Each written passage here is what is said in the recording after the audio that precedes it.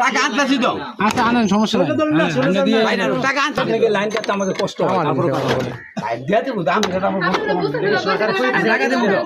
টাকা বাইর করতেছি কষ্ট হয়। যদি কয় না টাকা বাইর দিতেছি, ডকুমেন্ট সহ করে দেখায় সরকার যে কইছে কি না ডকুমেন্ট সহ করে দিই। স্যার ঝুলে না টাকা বাগুতাছি তো। স্যার আমি ভাই টাকা বাগুতাছি, টাকা বাগুতাছি জানা মতো না।